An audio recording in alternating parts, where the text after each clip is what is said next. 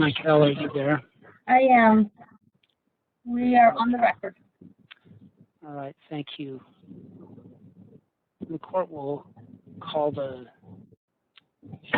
Emily Grace Detweiler versus Donald Locke. This matter comes before the court on the request of Ms. Detweiler for a permanent stalking injunction.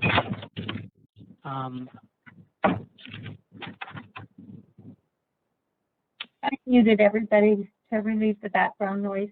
Thank you. We have Ms. Detweiler joining us by remote transmission. Mr. Locke joins from the county jail. Ms. Detweiler, are you represented by a lawyer, or do you represent yourself? Myself. Okay, thank you. And Mr. Locke, do you represent yourself, sir? I'm sorry? Yes, sir. Okay, very good. Mr. Locke, do you oppose the civil stalking injunction entering? Opposed? Yeah, do you object to it? Yeah, I did. Okay.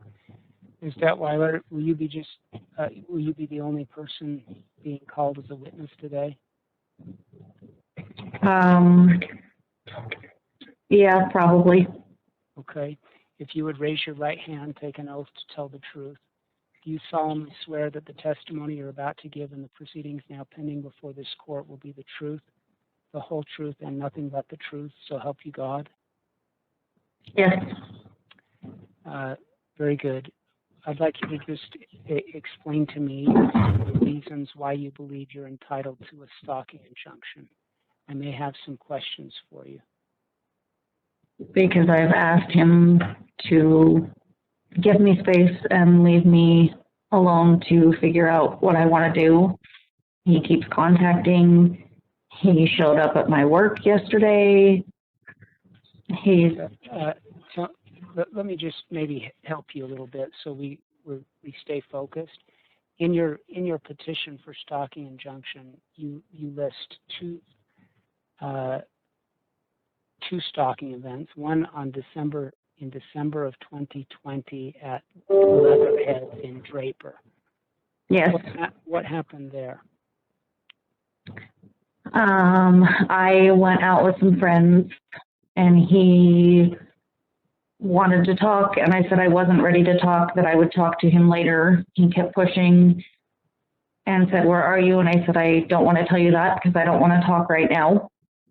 And he tracked me down up at Leatherhead in Draper and showed up even after repeatedly asking him not to that night. Do you know how he found you there? I don't know. Okay. I should begin, I guess. What's your relationship with Mr. Locke? How long have you known him? Tell me about that. We've known each other for probably like 13 years. Started dating a few months ago and then broke up a little while ago, which is when the recording device and tracking device was put in my car without me knowing. Okay. And that was a few months ago you broke up? Like more like a month, maybe a month. Oh, just a month ago? Yeah. Okay. So how long had you been? Were you broken up in December of 2020? No. Okay. So you were dating at that time? Yes. Okay. When did you break up? If you can remember, can you be more?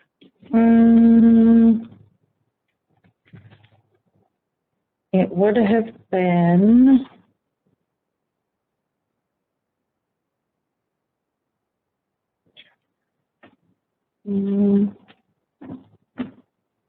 probably like the first week of February, maybe the last week of January. Okay. All right. And people have different definitions of what it means to be dating. What did it mean for you and Mr. Locke? We were in a relationship. Were you seeing each other every day?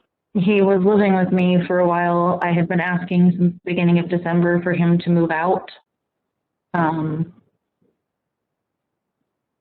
yeah, I mean, We were seeing each other. We were living together. Okay. And when did he start living with you? The end of September. So September to end of January, 1st of February, you were living together? And he probably moved out in the middle of January. Okay. All right. And did you continue dating after he moved out? For a little bit, yes. I was trying to see if we could make it work. And And, then you know, and then I broke it off. at February 1st. Okay. All right. And then the other one you mentioned here is January 31st at Emily's house. What happened there? I had gone out with some friends. He was upset. He was sitting outside of my house, watching my house, waiting for me to come home. So what happened at Emily's house? I just know he was there and that he was watching and trying to track my movement, and it just didn't. Okay. So were you living with Emily at that time? Are you there? He was living with me. Oh, yeah. Sorry. I'm sorry.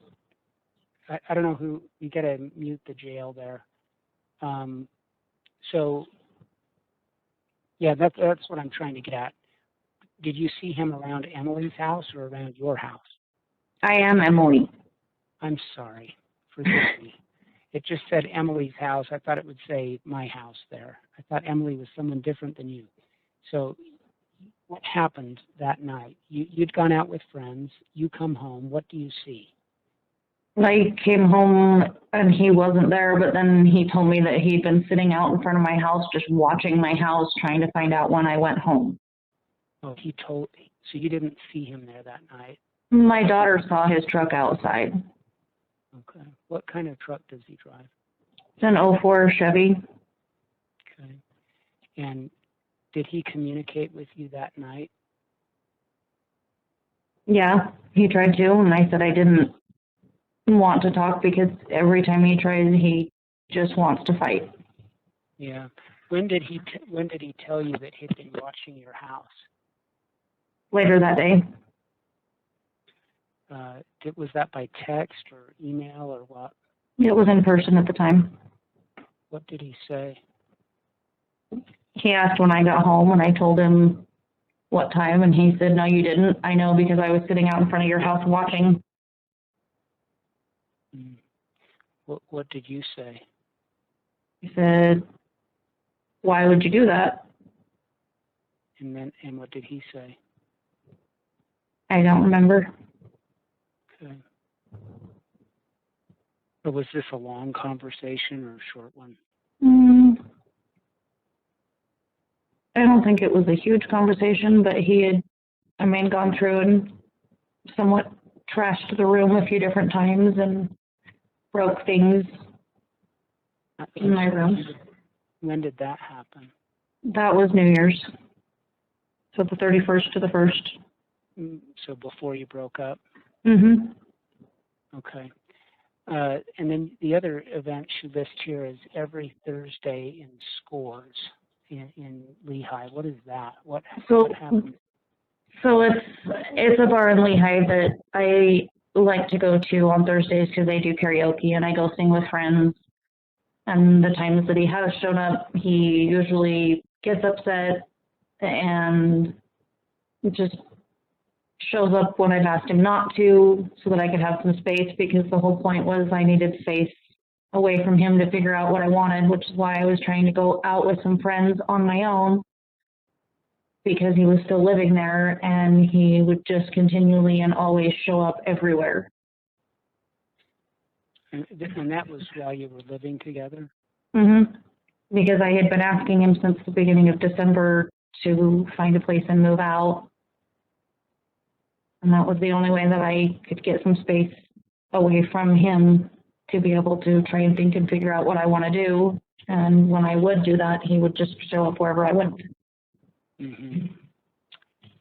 Okay. Tell me about the recording device in your car. I don't know where it was. I know that he had it. He's admitted to having it. When did you find out that had happened, and how did you find out? He told me that he had gotten recordings from my car, and he was the only person to have access to my car, and I was the only person in my car that night. And then he told me that he read it back to me or said it back to me word for word conversation that I had had with a few separate people, and then has since then, through text and email and different things, admitted to putting the device in my car. Mm-hmm. When did that happen? The day was the day that I filed for all of this. It was a Thursday. It was the day you filed this stalking injunction? It was the day that I started. It was a Thursday. I think the stalking injunction was actually to the judge on Friday, but it would have been the Thursday, the day before that. Okay, and this was filed February 5th, which I think may have been a Friday. Yeah, so it would have been the 4th. Okay. Let me It was just the day that he told me. Okay.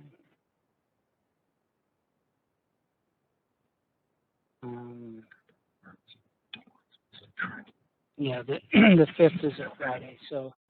Yeah, he said he had put the device in originally to track me and see where I was going. But by the time that it actually worked and started recording, we had broken up. And he actually quoted conversations word for word that you'd had in the car with people? Yes. Okay. What was the nature of those conversations? Just different things. I was frustrated. I was hurt. Mm-hmm. And I was talking to two of my closest friends. And So it was a private conversation? Oh, absolutely. Yeah. Okay. I thought I was alone in my car and on the phone with a friend, so. So your friends weren't in the car with you, but you were talking on the phone to them? So there's one point where I went and dropped some stuff off to a friend, and there were two friends in the car, and he did tell me part of that conversation, but the other two people were two separate phone calls in my car. Okay, I see. And so he said he did this. What did you say to him when you learned this? I sent him a message and I said, I know you're the one that did this, because he tried to say that someone else emailed it to him. I said, I know this was you. I said, you can come clean and tell me that you did it and why, or it's going to get ugly, and it's going to get ugly fast, because I'm not okay with this. That's a huge invasion of my privacy. Extremely illegal to record me without me or anyone else knowing. And he just keeps pushing, and since the stalking injunction, he hasn't stopped. He contacted I want to get to that, but so that was February 5th, and the stalking injunction entered on the 5th. On the 5th. Tell me, have you had any contact with him since then, since the 5th? Oh yeah, he's been trying on multiple different platforms. He's gone through 2 different email addresses. I did respond at one point just to try and see if things could be civil, and if I didn't answer immediately, then he starts blowing up my phone again and freaking out. And then he showed up at my work last night. Tell me about that. I was leaving work. I was walking out to my car.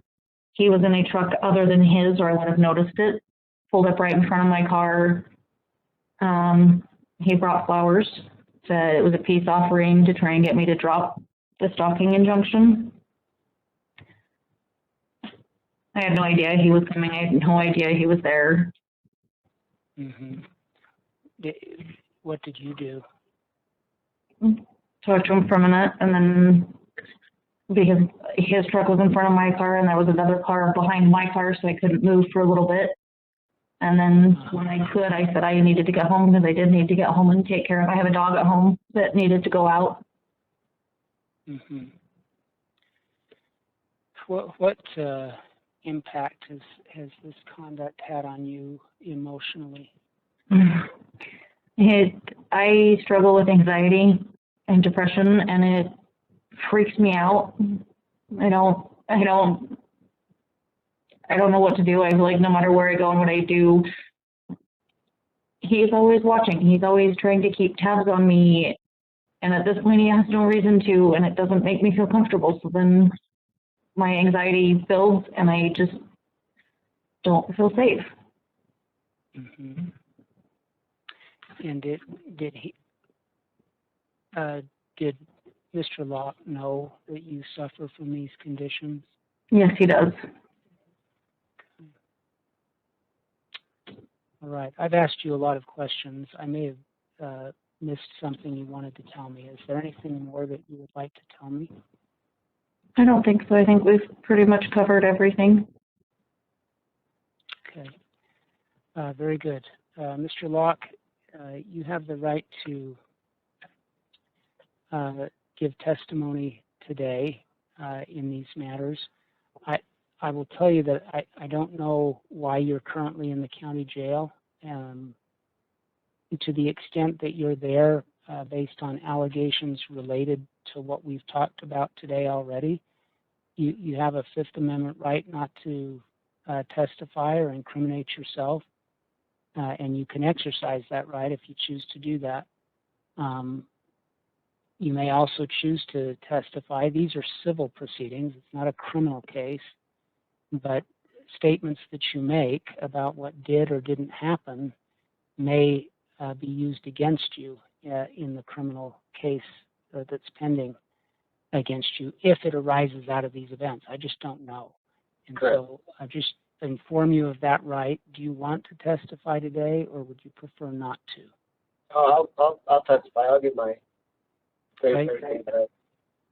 If you raise your right hand, take an oath, do you solemnly swear that the testimony you're about to give in the proceeding now pending before this court will be the truth, the whole truth, and nothing but the truth, so help you God? Yes, sir. Thank you. What would you like me to know? Just that.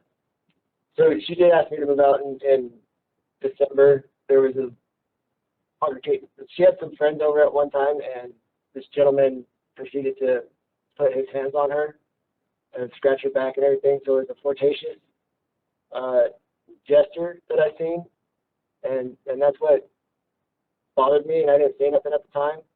And then I brought it up to her, and she said, yeah, don't worry about it. I told him that's not okay, and I said okay. She continued to talk to the guy, which made me uncomfortable. Because we're in a relationship and he's already made his move, so it just showed disrespect, and the guy has no respect. And then, he was coming over to the house, and I was waiting for him to. Is this the same night? No, this was another night, and this is the first time she asked me to move out, because we were texting back and forth. She was upstairs, and we were just communicating, and then she came and asked me to move out, and then we went to the bedroom and talked about it, and it was in the middle of December, and I had no place to go, and she did say, not right now, but I'd like you to start looking for a place and everything, and she said okay, and she continued to talk to this guy, and then it was New Year's Eve. We had planned a party at the house, and nobody had showed up, and it was like she had already had plan B going on to where she was just going to go out with her friends, and she said she's going to be gone for about an hour and a half. I said okay. I'd get ready, and they'd come back, and then we would go to the bar and hang out. And I said, is it 10 o'clock? It's 10 o'clock. Are you going to come back? And then she was like, are you going to stop being dramatic? I was like, I'm just telling you my feelings, how I feel about things, and what's going on. She never came back. She didn't come back until like 11 o'clock in the afternoon, or the next morning, and I had proceeded to move my stuff out of the bedroom, my bed, as much stuff I grabbed was in the garage. Still have no place to go. Then we talked. She came home. We talked about it, and I moved the bed back up the stairs, and then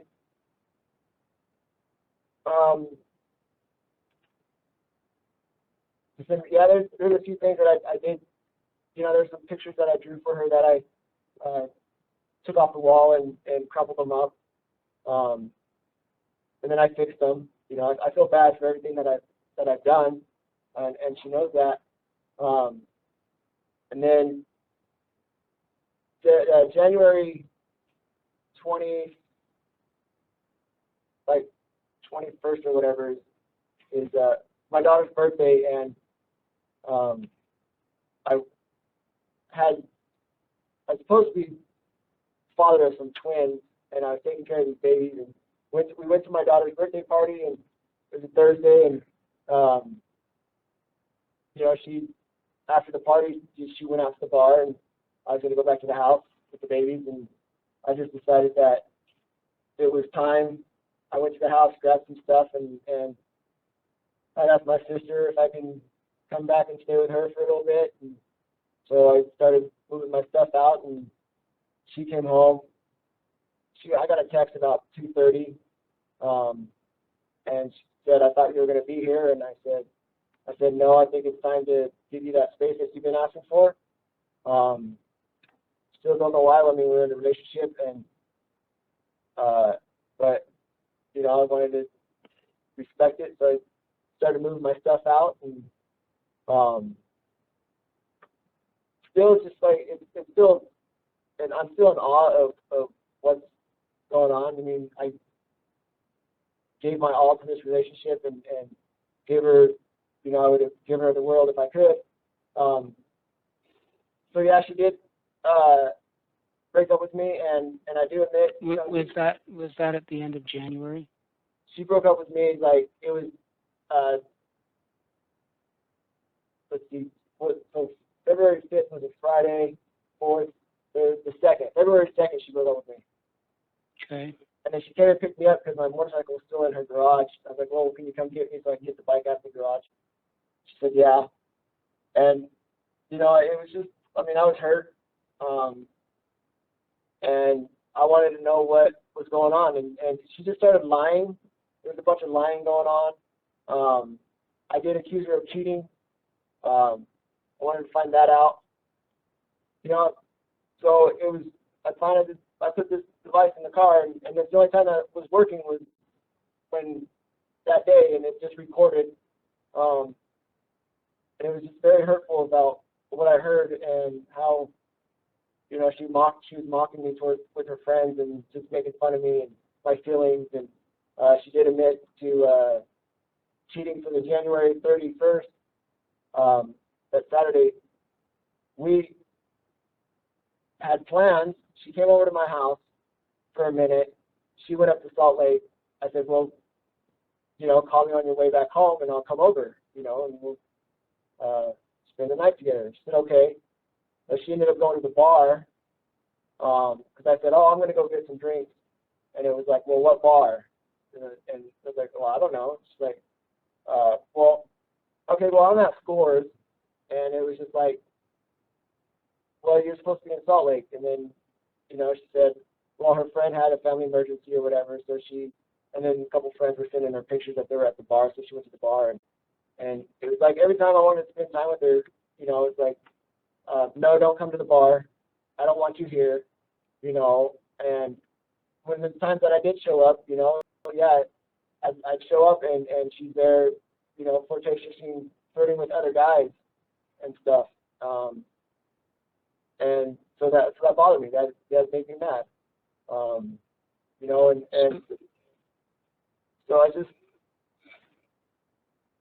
you know, more of wanting answers of how everything is just going down. And it all started when her ex-husband's sister was getting a divorce as well, you know, and they're constantly hanging out. And I wanted to give her freedom, her space. You know, she wanted to go out and have fun, but it just got to the point where now it's just lying about things. And so I just wanted to find out the truth. And, you know, it's very hurtful to find out the truth about how she really felt and what happened, what took place. You know, and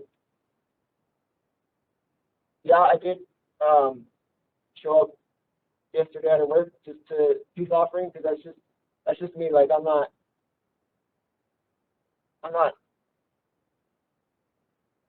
and I'm hurt over the whole situation, Your Honor, and I just want to make peace. And you know, she needs to move on. I know I've been suffering from a lot of depression lately too, and I'm going to therapy. And just not when, you know, just not getting answers. I mean, because we've been friends for so long, and then we started this relationship, and just still just being ignored. And she wants to continue to go out and have fun and do whatever, and I'm over here like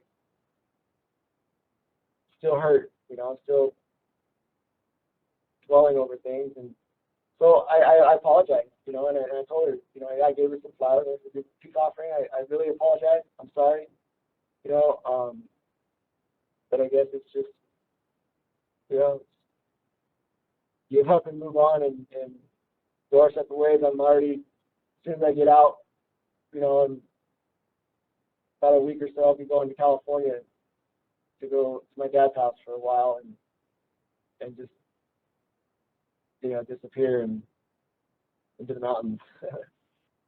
So, Okay. You know, thank you. I apologize for everything that I've done, and I've taken responsibility for everything that I've done. You know, and it's just hurt up that, you know, there's a friendship there that was more meaningful. So. Okay. Thank you very much. Ms. Detweiler, you have the last say because you have the burden of proof. Is there anything more you want me to know? There was the point that he brought up of the night that he was sitting on the stairs because I had invited a friend over. There's some history that is not getting brought up. I'm recently out of a 6-year marriage where I was extremely controlled, and I had told him that I needed to be myself and that I wasn't ready for a relationship. I know I'm the one that said yes, but then I tried to back out because I wasn't ready. It was a matter of months after my divorce. And the night that he's talking about that I had invited the friend over to the house, he was sitting on the stairs with his gun, possibly a second. He had 2 at the time. I know he had 2 knives, trying to say who could and couldn't come in the house, which was my house. Yes, he was living there, but he wasn't on the lease. He, at the time, had not been contributing financially, and was trying to put rules down on who was allowed to enter and leave and who I was allowed to be friends with. And so since then, I've tried to pull back, and the whole point of this was I did break up. I didn't feel safe because he was obviously trying to track me and listen to my calls, and maybe I didn't say some of the nicest things, but he also wasn't willing to give me the one thing that I had asked, which was space. And like I said, the only way I had time away from him to be able to try and be myself or do anything was if I went out without him because he hadn't moved out. And even with all of this and knowing that he's not supposed to talk to me and that I've gone through this whole process to try and get it that I can have some space, and he just doesn't care. He just still keeps talking Some days it's nice, some days it's him being mad and yelling. And then it just completely floored me that he showed up yesterday out of nowhere, knowing that he shouldn't be talking to me. Because he still just can't even at least give me that space. He has gone to the work of the friends that he does not like twice now, and is somewhat harassing him as well. And did send me an email that he went there this last Sunday, with the intent to beat him up, but didn't. So then now I worry if he's that mad about other people that are not part of it, what's he gonna do next? Mm-hmm. Who is Connor Price and Ashley Price? Those are my children because they lived with me, and I knew that if I tried to block it, that Donnie couldn't contact me, that he would try and contact my children, which he has had contact with both of them since this order was put in as well. Tell me about that. He messages my daughter and asks her questions. He brought some gifts over to the house for Valentine's Day and gave them to my son. He doesn't respect that I've asked for space and that I've asked my children to be left out of it, because that's the only thing that they want, is they don't want to be a part of it. Okay, thank you.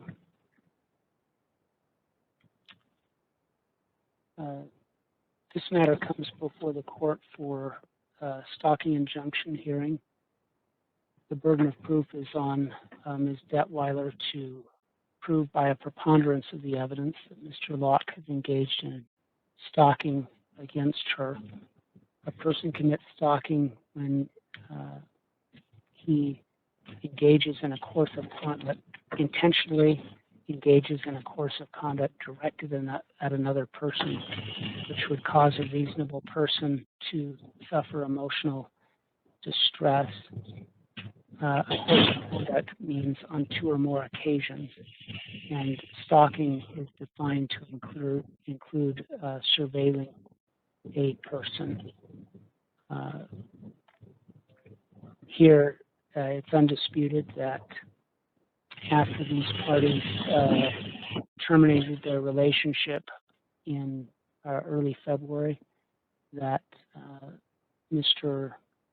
Locke obtained a recording. At some point in time, Mr. Locke had placed a recording device in Ms. Detweiler's car for the purpose of tracking her location. After the parties broke up, Mr. Locke obtained a recording from that device. That recording included private conversations between Ms. Detweiler and several friends, one of whom was present in the car, 1 or 2 of whom were present in the car. 2 were recorded conversations that Ms. Detweiler had on the phone with friends, but in any event, a recording was made of private conversations. Mr. Locke concedes that he did this. In addition,